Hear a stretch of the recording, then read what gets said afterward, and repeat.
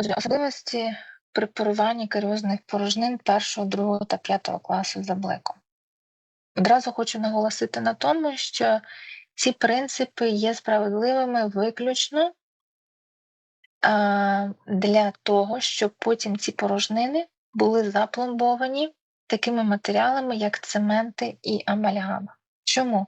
Тому що коли працював Блек і створював ці принципи, в арсеналі лікарів того часу були лише матеріали з низькими адгезивними властивостями. І при паруванні порожнини повинно було відбуватися таким чином, щоб такий матеріал добре утримувався в порожнині. Це повинна була бути максимальна ретенційна порожнина. Потрібно було створити максимальні умови для ретенції пломбувального матеріалу. Вже потім, з часом, коли матеріали проходили еволюцію, вдосконалювались, з'явилися матеріали з високими адгезивними властивостями, вже після цього принципи препарування за Блеком відійшли на другий план і стали актуальними принципи біологічної доцільності, коли препарування порожнини відбувалося в межах змінених карієсом тканин, без додаткового видалення незмінених тканин для створення додаткової ретенції. Так от, які основні принципи формування саме за Блеком порожнин 1 класу? Перш за все, ми повинні говорити, яким чином відбувається поетапно процес препарування. Ми пам'ятаємо з вами, що основні етапи препарування – це розкриття порожнини, виконання некеректомії, формування порожнини і оброблення країв порожнини. Так от, як відбувається розкриття каріозних порожнин 1 класу? 1 клас, не забуваємо, оклюзійні поверхні малярів, премолярів, а також ділянки сліпих ямок і борозн на піднебійній поверхні верхніх фронтальних зубів. Яким чином ми будемо розкривати каріозні порожнини, які знаходяться на оклюзійній поверхні, наприклад, молярів? Виконуємо прямий доступ. Вони знаходяться в прямому доступі, ми препаруємо безпосередньо, починаючи з ураженої каріозним процесом фісури. Які інструменти для цього використовуємо? Я маю на увазі, які наконечники використовуються для цього, і які бори. Якщо ми працюємо під час розкриття порожнини з поверхнею емалі, звичайно, що нам на допомогу прийде турбінний наконечник або наконечник з підвищеною кількістю обертів, кутовий наконечник з підвищеною кількістю обертів, і будемо використовувати бори кулястої форми, наприклад, з алмазним покриттям. Що стосується ступеню абразивності, то це можуть бути бори маркування зеленого, синього, безпосередньо для розкриття порожнини. І не забуваємо про необхідність активного водяного охолодження твердих тканин. Працюємо турбінним наконечником на високих обертах. Ви розумієте, чим більша кількість обертів, ми працюємо з твердими тканинами, сила тертя бора об тверді тканини досить висока, і відбувається нагрівання твердих тканин, і нам треба, звичайно, щоб було підключене водяне охолодження. Якщо, наприклад, на ортопедичному прийомі відбувається препарування твердих тканин під ортопедичні конструкції, то ця кількість води може бути збільшена до 80 мл на хвилину.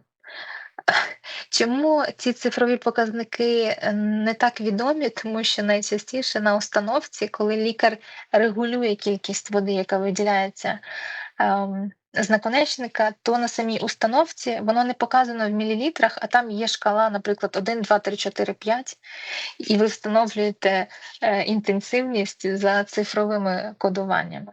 Або там такі я не знаю, рисочки, і ви обираєте там 3 рисочки, це буде середній показник водяного охолодження, 5 рисочок це високий. Але там не завжди вказується прям кількість мілілітрів на хвилину. Е, Але просто для загального розвитку, для характеристики, якщо у вас буде змога регулювати воду, то обирайте той показник, який відповідає кількості 50 мл. Якщо ми працюємо, звичайно ж, з вітальними зубами. Якщо це девітальний зуб, це все одно не означає, що ми можемо працювати без водяного охолодження, але його інтенсивність може бути значно зменшена, звичайно. Так от, після розкриття порожнини ми просуваємося по ураженій карієсом фістурі. Яку ж форму, вірніше, після розкриття ми починаємо процес некеректомії. Для цього ми можемо користуватися твердосплавними наборами в комбінації з мікромоторним кутовим наконечником. Працюємо обережно, особливо якщо мова йдеться про глибокий каріозний процес. А які рухи ми виконуємо за допомогою мікромоторного кутового наконечника, коли працюємо з поверхнею дитини? Тут уже на кутовому наконечнику не завжди є можливість водяного охолодження, тому ми працюємо досить такими повільними, комоподібними рухами.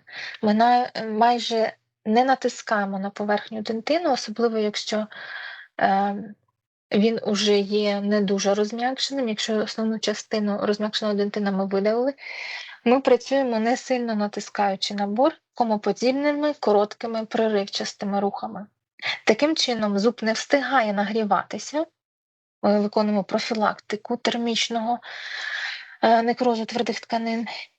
І таким чином ми контролюємо ступінь заглиблення. Якщо ми поставили бор і водимо його в різні сторони, ми не контролюємо, на яку глибину ми можемо зануритися під час процесу препарування. Тому короткими рухами, потім промиваєте з пустера порожнину, зондуєте, розумієте, в якій ділянці вам треба ще пропрацювати порожнину, і знову ж таки виконуєте роботу за допомогою твердосплавного бору, найчастіше це куляста форма,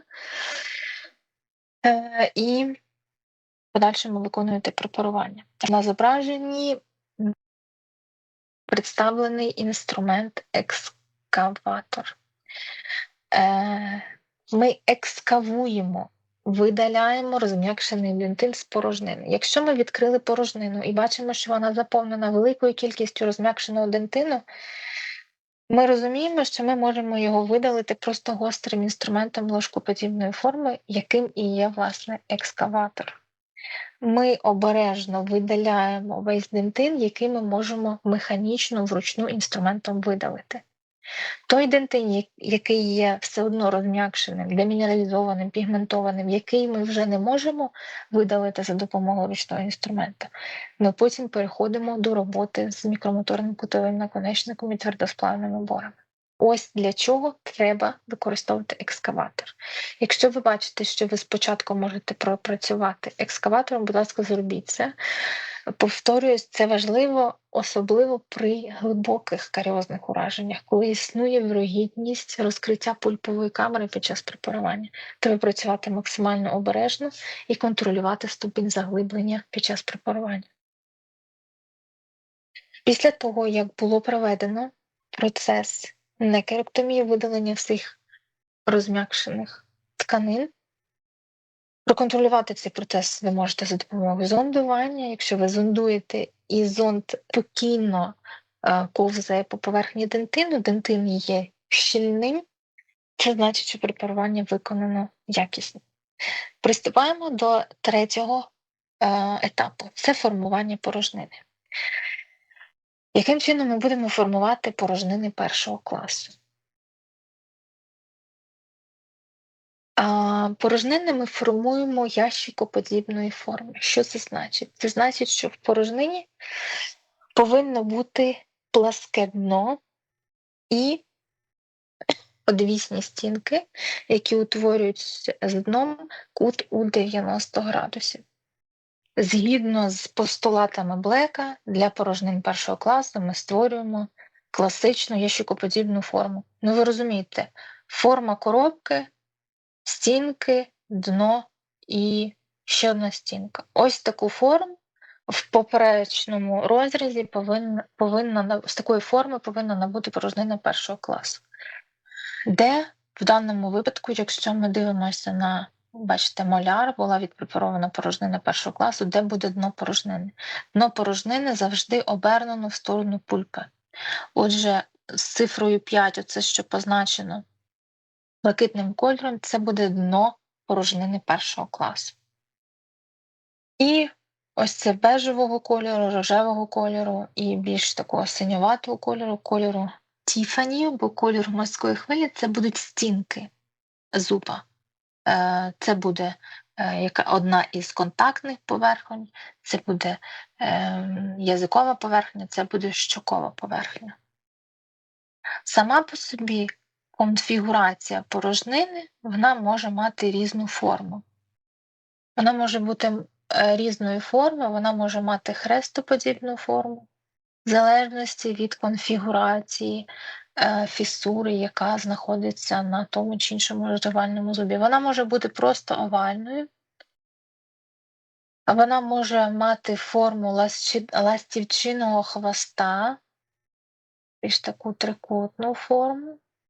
Вона може мати прямокутну форму і так далі. Конфігурації, розташування на оклюзійній поверхні можуть відрізнятися, можуть бути різними.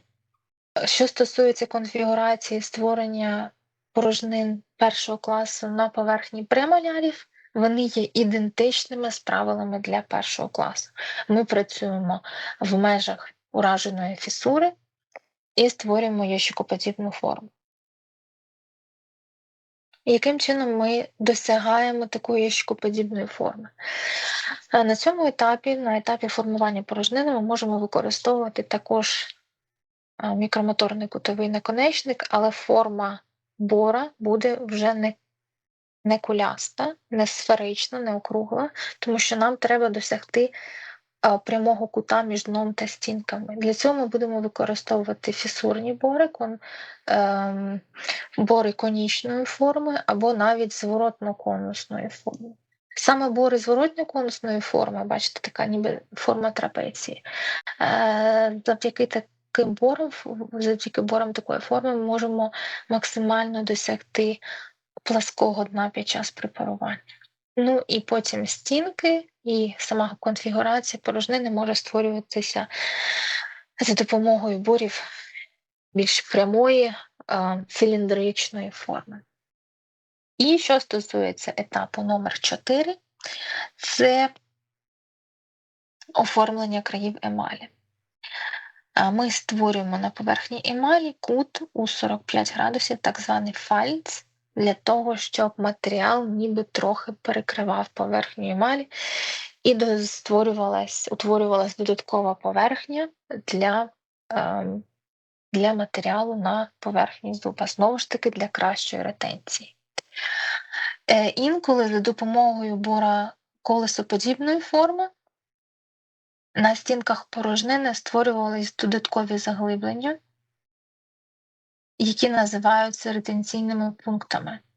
Потім під час пломбування матеріал входить в ці ретенційні пункти і утримуються там, ніби такі додаткові заглиблення для пломбувального матеріалу. Тому що амальгами, вони є наряду зі своїми перевагами, це досить довговічний матеріал.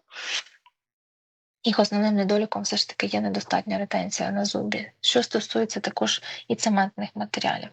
Ми зараз говоримо лише про матеріали з макромеханічним механізмом ретенції, тому що деякі цементні матеріали вони мають хімічний зв'язок з твердими тканинами і, відповідно, зв'язуються з ними хімічними зв'язками. Тут ми говоримо лише про макромеханічну ретенцію. Макромеханічна ретенція відбувається за рахунок утворень, які ми можемо візуально сприймати. Є макроскопічні структури, які ми можемо бачити власноруч і можемо їх створювати під час препарування. Якщо ви уважно подивитесь на дане зображення, ви побачите, як конфігураційно, який вигляд має відпрепарована порожнина на поверхні першого нижнього маляру. Отже, конфігурація поверхні нагадує хід фісур. Це не обов'язково повинно бути так, ви можете створювати її більш овальною, але як варіант вона може виглядати саме так. Або ось на цьому варіанті, бачите, також повністю повторюється хід фісури. І це знову ж таки створює додатковий варіант для ретенції. Пломбувальний матеріал буде потрапляти в ці заглиблення, і це буде варіація додаткового утримання в порожнині. Ну, як вже я говорила, що ми створюємо ящикоподібну форму для порожнини. Підцементні матеріали не таким важливим є створювання фальцу на поверхні емалі. Коли ми препаруємо під амальгаму, то в обов'язковому порядку, бачите, на всю товщину емалі ми робимо фальц кутом 45 градусів. І як варіант, коли лише були винайдені композиційні матеріали, тоді також створювали ще ящикоподібну форму, але ви бачите, що фальц на поверхні емалі створювали не на всю товщину, а на, скажімо так, половину товщини емалі. Ну, цей малюнок уже не актуальний під композиційний матеріал, нам не обов'язково зараз ящикоподібну форму створювати. Для нас цікавим є ці два варіанти під амальгамову пломбу і під цементний матеріал. Ось ще варіації створення поверхонь на оклюзійній поверхні. Ми можемо створювати ізольовані порожнини. Наприклад, частина фісури уражена більш дистальніше, частина уражена більш медіальніше або навпаки, більш медіальніше і більш дистальніше. Ми можемо ці порожнини препарувати ізольовано. Одну маленьку порожнину і ще додаткову порожнину овальної форми. Але знову ж таки і в тому, і в іншому випадку ми створюємо пласке дно і стінки з кутом 90 градусів. В яких випадках ми не можемо ізольовано створити дві порожнини? Якщо ми відпрепарували дві порожнини, наприклад, вони будуть дещо більшими в конфігурації. Наприклад, перша порожнина буде дещо більшою в об'ємі. Згідно з постулатами Блека, якщо між двома ізольовано відпрепарованими порожнинами існує прошарок з незмінених тканин, який менше 2 мм, ми повинні в такому випадку відпрепарувати, видалити цю стінку між двома порожнинами і об'єднати цю порожнину в одну. Мається на увазі, що в такому випадку, якщо тут недостатня кількість здорових тканин, то ми будемо об'єднувати цю порожнину в одну.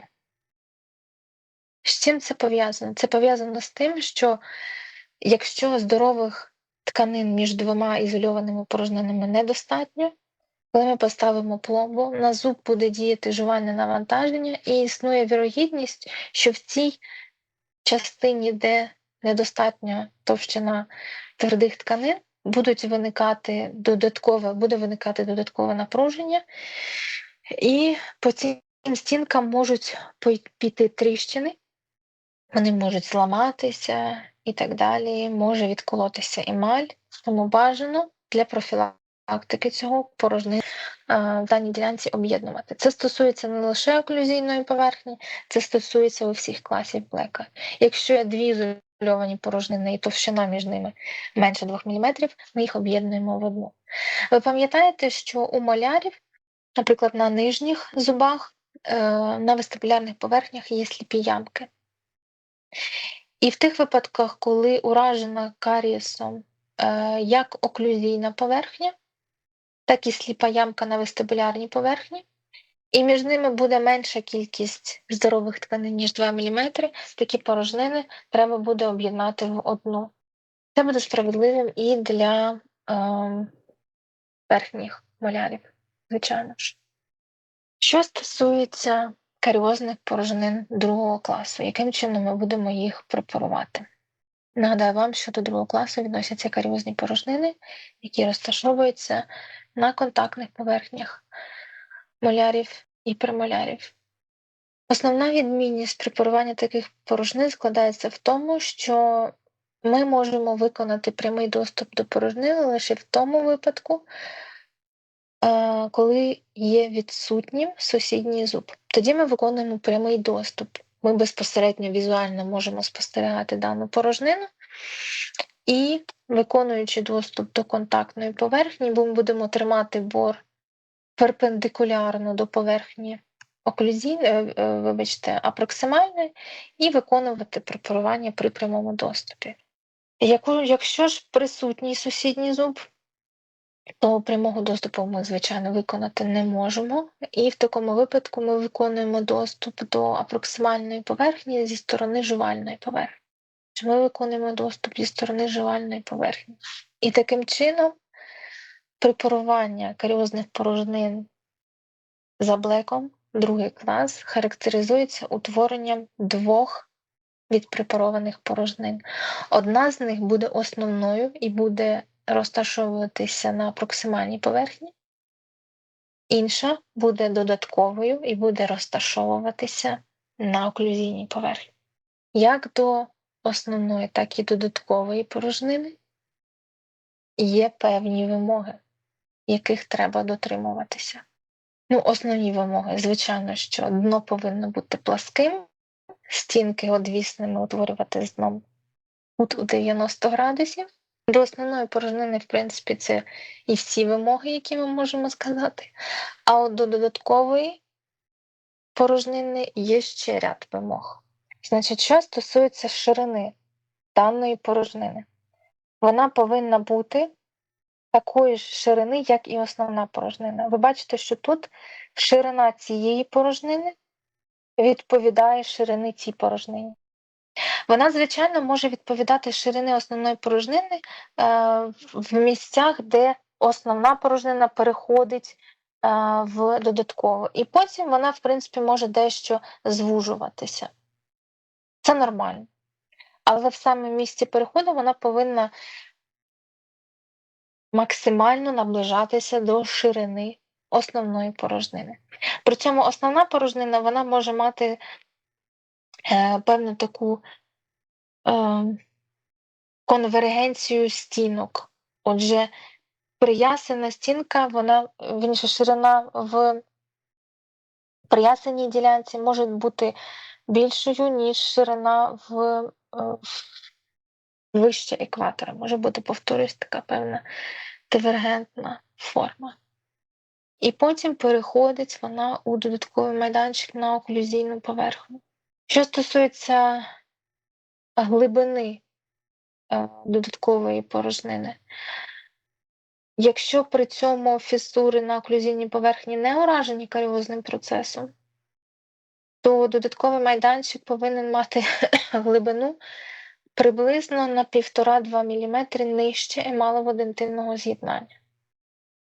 На 1,5-2 мм нижче емалово-дентинного з'єднання, тому що недостатня глибина основної порожнини вона буде сприяти, знову ж таки, утворенню сил напруження в місцях дії жувального навантаження.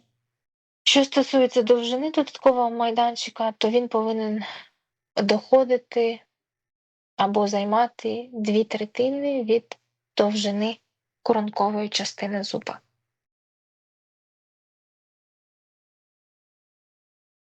Це за принципами Блека ми створюємо таким чином. Наприклад, ми відпрепарували тут порожнину за другим класом. І подивіться, будь ласка, уважно на елементи каріозної порожнини. Досить важливо, щоб в просторовому значенні ви орієнтувалися, де в даному випадку буде дно основної порожнини і де буде дно додаткового майданчика. Отже, цифра 1 цифра 1. Ми пам'ятаємо, що дно завжди обернено в сторону пульпи. Пульпа десь там в глибині. Значить, цифра 1 – це буде дно основної порожнини. При цьому цифра 2 – це буде дно додаткової порожнини. Додаткового майданчика, додаткової площадки тут написано. Цифрою 3 тут позначені стінки додаткового майданчика. Цифрою 4 – стінка основної порожнини, і це буде також стінка основної порожнини. І цифрою 5 – приясена стінка основної порожнини. Тому що тут буде йти лінія ясен, ну і звичайно, що поверхня, яка найбільш наближена до лінії ясен, буде називатися приясеною стінкою. Якщо ми розглядаємо більш детальніше процес розкриття, ви бачите, каріозна порожнина розташовується на контактній поверхні маляра. Кулястим бором ми виконуємо доступ, повторююсь, зі сторони оклюзійної поверхні. Ми робимо ніби такий тунель. Це ще не тунельне препарування. З таким принципом мікроінвазивного втручання ми будемо знайомитися на нашому останньому практичному занятті в цьому семестрі. Ми відпрепарували, виконали доступ до порожнини, виконуємо некеректомію, малюночок В, видаляємо всі розм'якшені тканини. Бачите, що на етапі некеректомії краї порожнини ще є закругленими, тому що ми працюємо борами кулястої форми. Повторюю, що різні етапи, на різних етапах ви використовуєте бори різної форми, тому що кожен етап передбачає ту чи іншу форму порожнини, ту чи іншу функціональне навантаження для набору. І вже на етапі формування порожнини ви повинні сформувати ящикоподібну форму і додатковий майданчик на оклюзійній поверхні. Додатковий майданчик він слугує додатковим методом ретенції пломбувального матеріалу для матеріалів з низькими адгезивними властивостями. І це є варіант макроскопічної ретенції. Яким чином можуть виглядати варіанти відпрепарованих порожнин за другим класом? Це додатковий майданчик так буде виглядати. На малюночку номер Б це основна порожнина на проксимальній поверхні, і ви бачите, що на жувальній поверхні була відпрепарована порожнина у формі ластівчиного хвоста, яка відповідає, в принципі, формі і правилам препарування каріозних порожнин за першим. В даному випадку також відпрепарована основна порожнина і у вигляді букви Т, Т-подібної форми відпрепарована порожнина на оклюзійній поверхні. Тут також відпрепарована основна порожнина на проксимальній поверхні. І ось таку дещо закруглену форму має конфігурація порожнини по оклюзійному краю. Є такий цікавий момент. Що робити в тих випадках, коли каріозний процес розташовується як на медіальній контактній поверхні, так і на дистальній? Що робити в цьому випадку? Створювати два окремих додаткових майданчиках на оклюзійній поверхні, але ж ми знаємо, що додатковий майданчик повинен доходити за довжиною на 2/3 довжини коронки. 2/3 довжини коронки. Що робити в даному випадку? В даному випадку ми створюємо одну загальну для медіальної і дистальної порожнин, одну загальну додаткову порожнину або один загальний додатковий майданчик на оклюзійній поверхні. Тут була відпрепарована контактна поверхня і тут відпрепарована. І між ними такої жилоподібної форми в даному випадку відпрепарований додатковий майданчик. В цьому випадку пломбувальний матеріал, наприклад, амальгама, він буде мати монолітну структуру, заповнюючи дві контактні поверхні і проходячи по оклюзійній поверхні. Що б я ще хотіла вам сказати? Коли ви працюєте різними борами на різних етапах, треба, щоб ви розуміли, що не обов'язково одним і тим ж бором весь час працювати. Вірніше, якщо ви працюєте з сильно розм'якшеними твердими тканинами, подивіться, будь ласка, на дещо збільшене зображення робочої частини, наприклад, бору з алмазним покриттям. Він має нерівну поверхню. Ці абразивні часточки, які покривають форму бора, вони мають між собою також пори. І коли ви виконуєте препарування таким бором, то розм'якшені тверді тканини забиваються в ці пори і покривають бор певним таким шаром. Наприклад, коли ви працюєте з дентином, він забивається крізь на цю абразивну поверхню. І бор уже не є таким, він втрачає свої різальні здібності. Тому є досить важливим, ви провели декілька рухів бором, і бажано бор змінити на стерильний, щоб зберігати, по-перше, його стерильність. По мірі просування в більш глибокі шари дентину бажано змінювати бори, тому що верхні шари дентину є більш контамінованими, там більше мікроорганізмів. І працюючи одним бором, який вже є забруднений мікроорганізмами, ви просуваєтесь в сторону каріозної порожнини. Наприклад, ви відпрепарували тут, в цій ділянці, дентин був дуже розм'якшений, бор забився ошурками дентина. І якщо ви будете просуватися цим бором більш глибокі шари дентину, ці мікроорганізми будуть потрапляти знову ж таки в більш глибокі шари дентину. Тому бажано під час препарування досить часто змінювати бори під час своєї роботи. Це стосується і твердосплавних борів, коли ви працюєте з мікромоторним наконечником. Він має різальні грані, і ці грані також забиваються ошурками дентину. Бор втрачає свої різальні здібності, він є інфікованим. І для того, щоб попередити повторне інфікування вже здорових тканин дентину, вам треба часто під час препарування змінювати бори на стерильні. Також варіанти відпрепарованої порожнини за другим класом. І комплекса МОД-порожнина. Ця порожнина, яка охоплює мезіальну, дистальну і оклюзійну поверхню, називається МОД-порожнина. Запам'ятайте цю абревіатуру. В ліцензійному іспиті досить часто зустрічаються питання з цією абревіатурою МОД-порожнина. Мезіо-оклюзійно-дистальна. Ось це буде мезіо-оклюзійно-дистальна порожнина, яка охоплює всі три поверхні. Яким чином це може виглядати? На натуральних зубах відпрепарована порожнина за другим класом. По-перше, ви бачите, що тут є також певне джерело каріозного процесу. В даному випадку ми можемо виконати прямий доступ без виконання доступу через оклюзійну поверхню, тому що до цієї порожнини є прямий доступ. На контактній же поверхні була створений майданчик, основна порожнина, і додатковий майданчик по оклюзійній поверхні. Так, це я додала, які наконечники ми використовуємо. Готова відпрепарована порожнина за першим класом.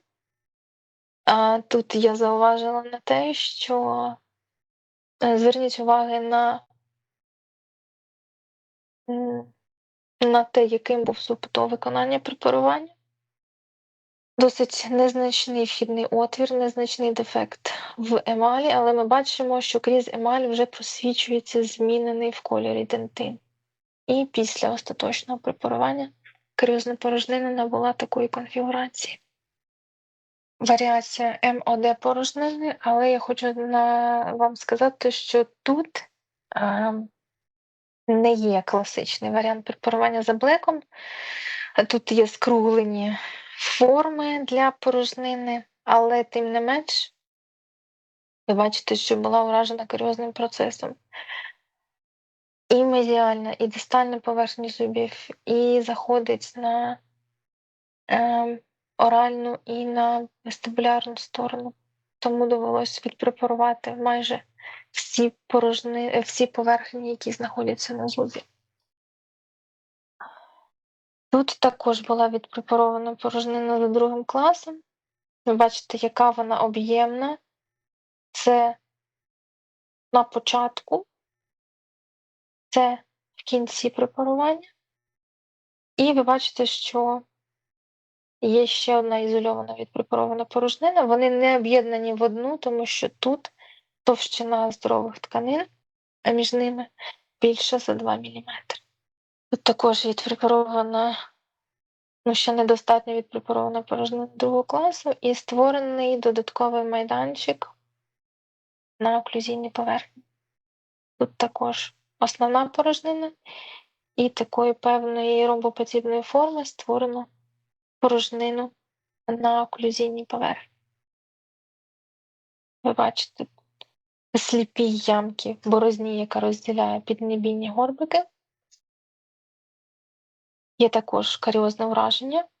І відпрепарувавши оклюзійну поверхню, з'єднали її з порожниною на піднебійній поверхні. Отже, це буде одна порожнина.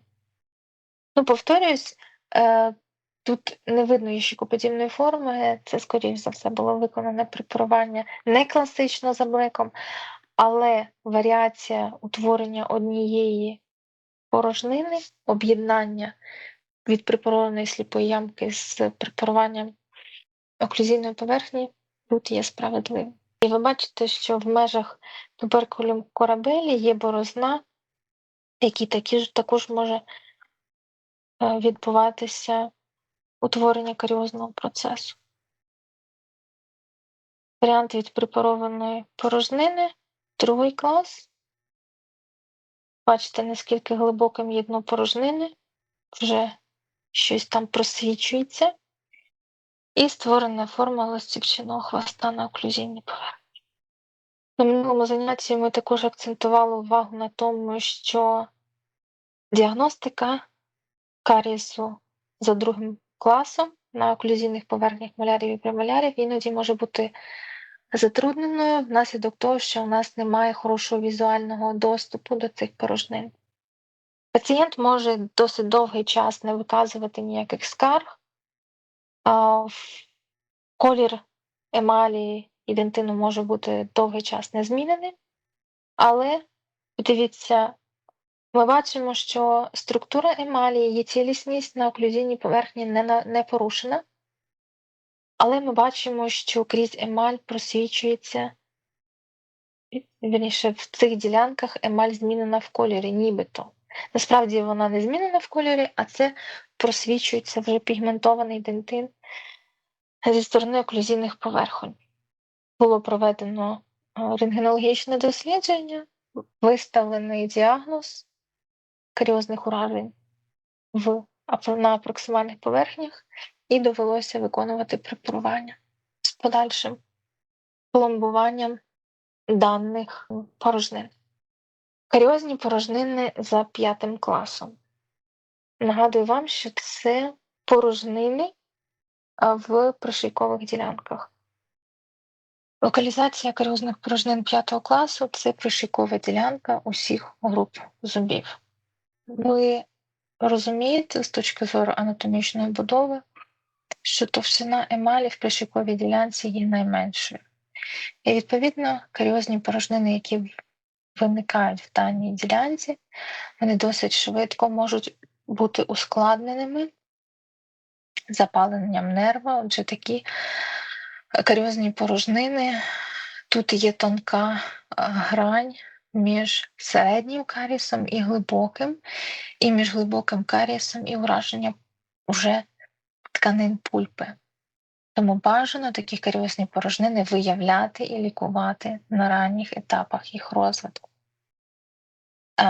Повторююсь, ви бачите, якою тонкою є емаль в даній ділянці. І ми бачимо, що вже на поверхні дентину ця легка ділянка пігментації свідчить про те, що в безпосередній близькості буде розташовуватися пульпова камера.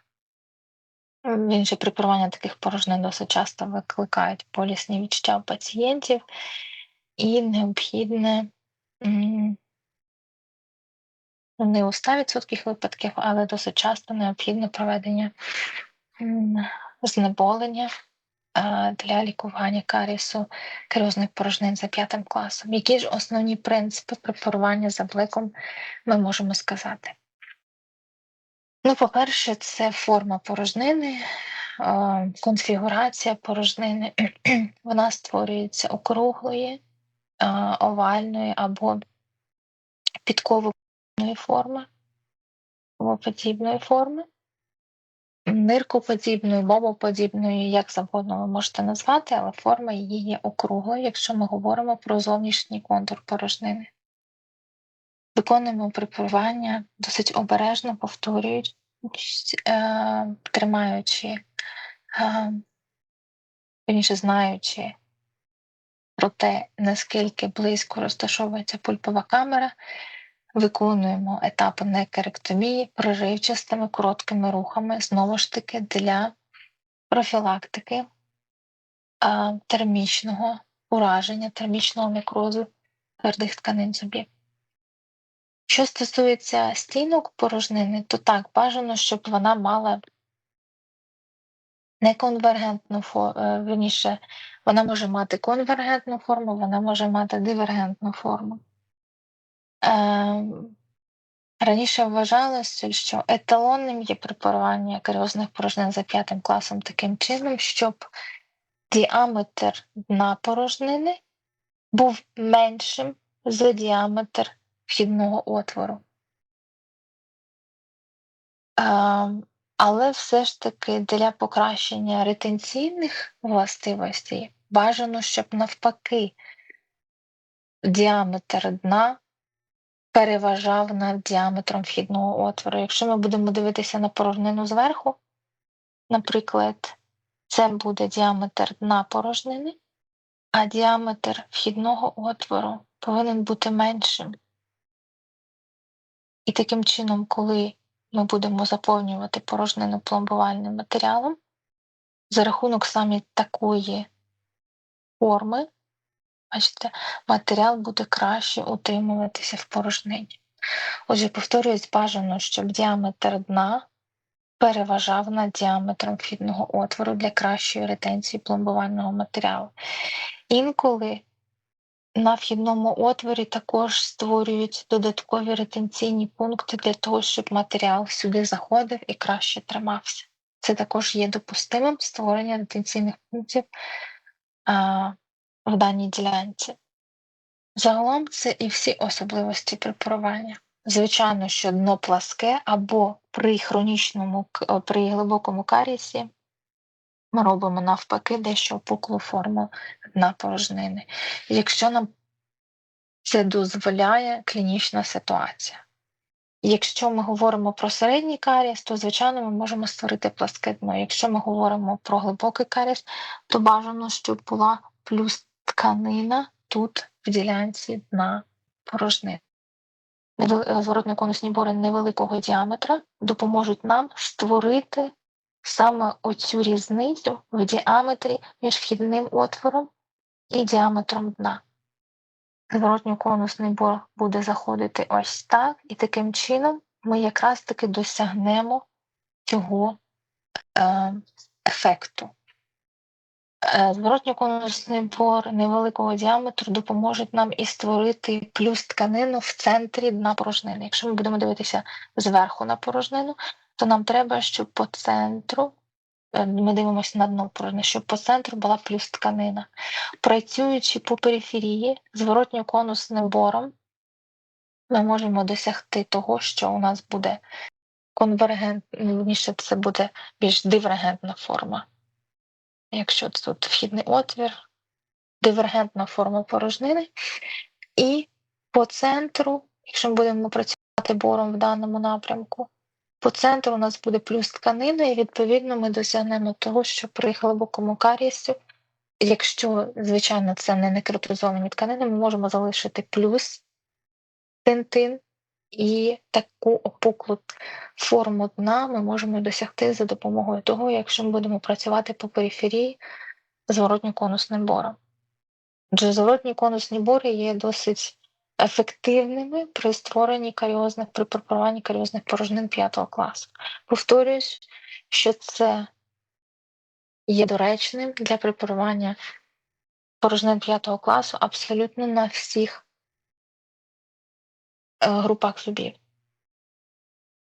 Інколи є необхідним створення досить такої пласкої, вираженої, проясненої стінки, як в даному випадку. Тут каріозний процес є досить об'ємним, він розповсюджується, бачите, на контактній поверхні. В такому випадку досить складно зробити таку виражену ящикоподібну форму, але от приясена стінка, вибачте, пласка, вона буде допомагати додатковій ретенції пломбувального матеріалу. Коли студенти проходять тему особливостей препарування каріозних порожнин за блеком в офлайн режимі, то, звичайно, що це передбачає використання цих принципів на практиці. Я б хотіла вам показати декілька варіантів. Коли ми працювали в офлайн режимі зі студентами, ось десь принаймні таким чином були відпрепаровані каріозні порожнини 5 класу на, в даному випадку це фантом зубів, частковий знімний протез. Проводячи зондом по дну, ви можете зрозуміти, чи є воно пласким, чи є воно опуклим. Проводячи по периферії порожнини вхідного отвору і по периферії дна, ви можете зрозуміти, яким є діаметр дна, яким є діаметр вхідного отвору. Інколи є також певна рекомендація створення порожнини дещо під кутом. Отже, щоб дно було не абсолютно вертикальним, а щоб воно було, якщо ми дивимося зі сторони, щоб воно розташовувалося, наприклад, це зуб, ми дивимося зі сторони контактної поверхні. Тут є каріозний процес, ми препаруємо каріозний процес і дно будемо створювати дещо під нахилом. Не повністю вертикальним буде дно порожнин, а дещо під нахилом, знову ж таки, приймаючи до уваги розташування пульпової камери. І це насправді є досить складним завданням, таке класичне препарування, виконати його на моделі. Це здається, що тут складного зробити ящикоподібну форму на зубі, але насправді, якщо ви вмієте препарувати тверді тканини за принципами Блека, то препарування під композиційний матеріал у вас не викличе жодних складнощів. Ось, наприклад, ще варіація. Можна обвести навіть кульковою ручкою, щоб спостерігати і чітко розуміти, яким є діаметр дна на порожнині, на відпрепарованій поверхні, на відпрепарованій порожнині.